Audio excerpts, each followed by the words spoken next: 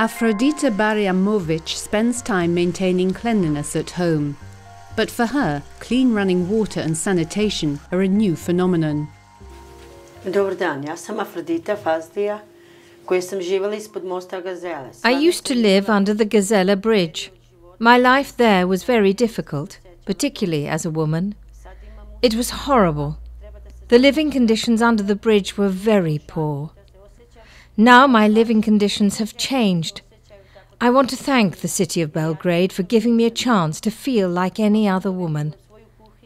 I have my own apartment. I have a separate bathroom. I have my own kitchen, as you may see, and I can live a normal life, like a normal woman. A running tap, a living room and a kitchen all to herself. This is a novel experience for Afrodita, who has lived in the slums of Serbia's capital Belgrade for as long as she can remember.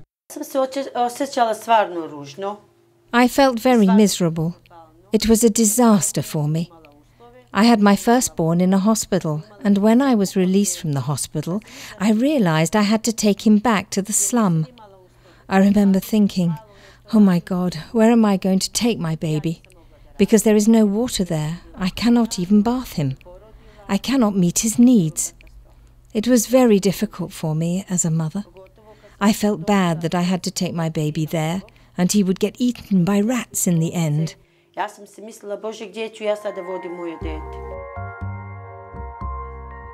Afrodita, her husband and 4 children, it has been a long road to their new home.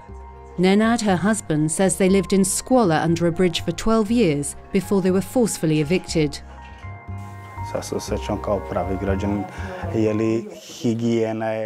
Now I feel like a real citizen.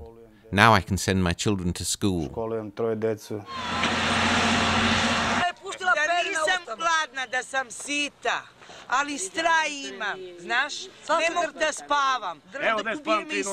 In 2009, 37 Roma families were evicted from a slum in the capital Belgrade, in a spate of resettlements to make way for improvements to the city's infrastructure.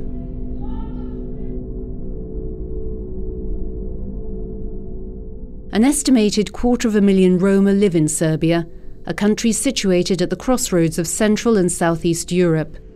The Roma often live on the margins of society, jobless and subject to widespread discrimination. Some of them fled Kosovo during its 1998-99 war, while others were sent back to Serbia from Western Europe.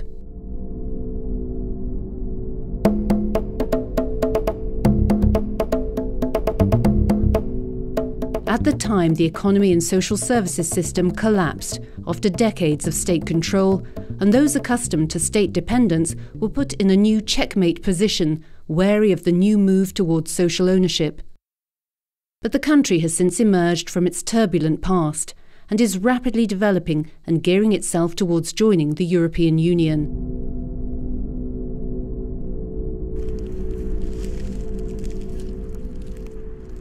The rapid infrastructure development projects made Nenad and many others leave informal settlements where they lived for years. Some were moved to temporary shelter in metal containers, while others dispersed to the countryside. Nenad, returning to his old home, finds it has since been demolished and is now a meadow. He recalls the uncertainty of moving from the slums to pave way for development. My house was over there, near that bush. There were about 3,000 of us living here. At that time, there was very little understanding on the side of authorities with regards to their obligation to these people to provide alternative accommodation and other elements of the right to adequate housing. The United Nations Human Rights Office and its partners engaged with the government to ensure human rights standards were observed in the process of moving Roma families. We spend a lot of time visiting Roma settlements and working with Roma people on their issues. We cannot provide direct support, we do not build houses, but what we do is help them understand what their rights are and then talk to institutions and help institutions understand that these are rights. This is not a charity that the local self-governance gives to vulnerable population is their international obligation, and they are the carrier of the obligation towards these people. And there we see that the mindset is changing radically. After months of advocacy, a social housing project was initiated.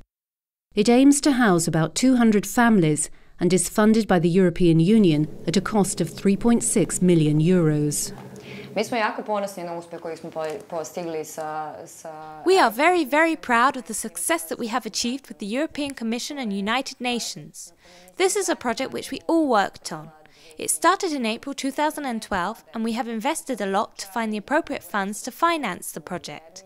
We have worked very closely with the families and we have drafted an action plan to accomplish all these. We hope we will continue to work with such success and such effort within a year to change the position of the Roma completely. To have people who lived in cardboard boxes and small houses in the slums move into apartments is something to be proud of. We are also proud of the project of social housing. Roma parents can get employment in public utility companies under the city of Belgrade, children can go to school and they have a proper medical cover. The UN in Serbia also commends the city of Belgrade's efforts at providing adequate housing for its Roma population. Serbia, like countries across the region and across the world, is struggling to better integrate and promote the social inclusion of all minority groups. Serbia has taken some great strides forward. They're doing a very, very good job. There's increasing evidence that they're committed to integrating Roma and other minority populations. Civil society organisations working with the Roma welcome the progress, but stress that the social housing efforts are not enough.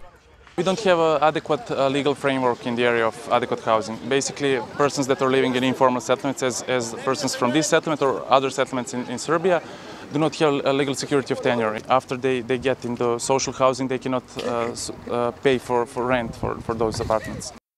A monthly fee is required to meet utility costs, but this is not deterring Nenad.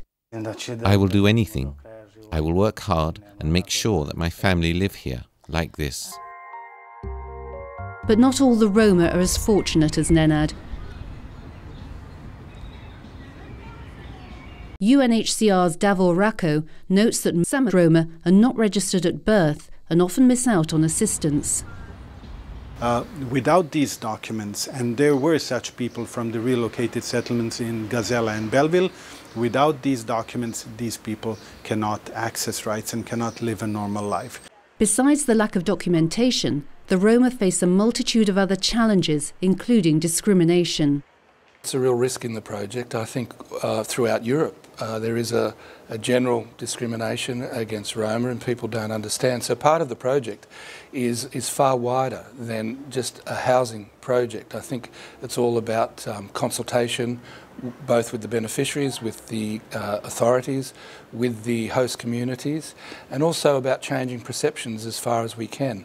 I think that this project will make a contribution to the social housing policy, and that is as important as taking into account just individual families as well. But back in Nenad and Aphrodita's home, these issues are low on their list of priorities. In a twist of fate, amid all their joy, is a lingering dark cloud. Aphrodita, who walks with a slight limp, has recently been diagnosed with breast cancer. Pa eto, ja kad sam dobila stan, imam sve svoje mogućnosti, ja sam se razbolila, ali ipak... I would like them to finish their school, and I would like to see them live a better life than we did. Živeće oni srećni. She, however, remains optimistic, saying all she wishes for is a better life for her children.